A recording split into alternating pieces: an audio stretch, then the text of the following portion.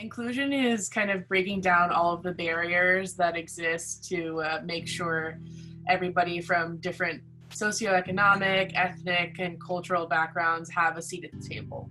I know, just like out of experience, to me, inclusion was when I first got to this country and I didn't speak very good English. Somebody who had been in the country for a little longer than I had just kind of like felt the need to bring me into his group of friends and kind of like talk me through their friend group and kind of like introduce me, because I didn't have a good handle on English yet and he did. And so to me, that was like the first type of inclusion I had experienced when I came to the United States. You know, you want to include everybody, regardless of color, regardless of sexuality, regardless of gender.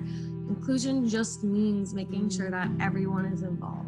When we get to the word inclusion, I think a good shorthand is the idea of welcoming.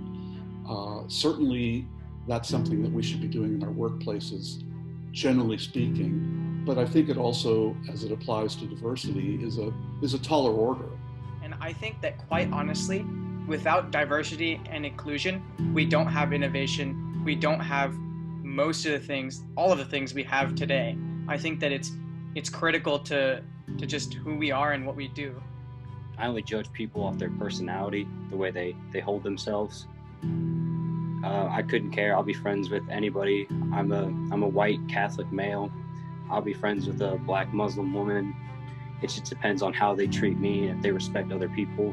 But for me, it's making sure that any company, any organization, anywhere that you are a part of, that you feel welcome, that you don't feel uncomfortable, that you feel like you are allowed to be there and that you are comfortable being there. And getting involved in communities outside of my echo chamber.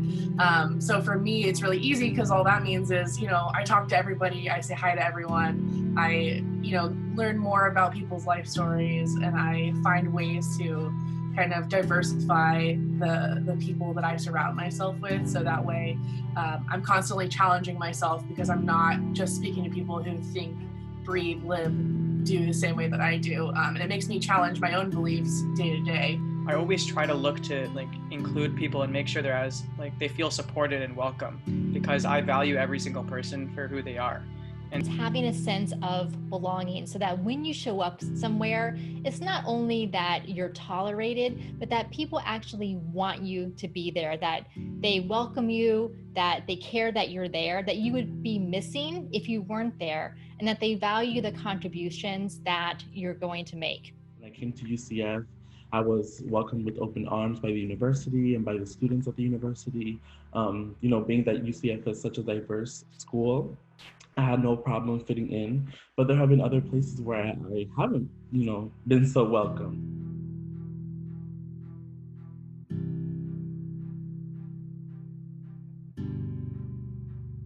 Is painting Black Lives Matter down the middle of a street in Washington, D.C., is that something that we really need to debate? And I think I go back and I say, if we understand what people are hopefully trying to say and we are endeavoring to understand, we can be supportive and stand with people. But more importantly, it's almost like a church thing. We can witness, why people are saying Black Lives Matter. So it can't just be a one-sided problem here. There's a lot going on, and I think the media has really blinded a lot of people to what's actually going on. There's a lot more to it. Hopefully these injustices will end sometime soon, because this is going to get ugly. I know people are going to start reacting in a way that isn't pretty, and it's very well warranted, in my opinion. A direct impact has been that it has incited communication and open discussion.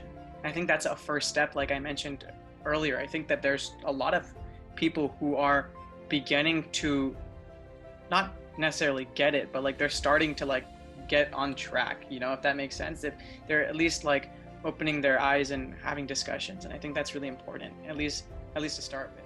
It's one of those problems where there's not a clear solution. It's something that we as a country need to work towards. It's something that we need to come together on, and obviously you can't get everybody to come together on something. Everybody's going to disagree on something, but we need to find that median And I don't think that separating the country like it is right now is helping at all in the least bit. I think of when I was very, very young. I went to kindergarten and I really wanted to ride the yellow school bus on my very first day of kindergarten, barely 5 years old. My mom insisted that she was going to drive me to school, and I said, no, I want to ride the bus. And I was bused to the neighboring town because they were integrating the schools. This was back in the early 80s. And so I remember getting out the school bus that morning at the elementary school, and I got out of the bus and I stood there having no idea where to go. Of course, I was 5 years old. I don't know where my classroom is. And I started to cry. And I remember to this day that this older, probably 4th or 5th grader, Black boy came along. He saw me crying and he took me to my classroom. He figured out where I was going to go.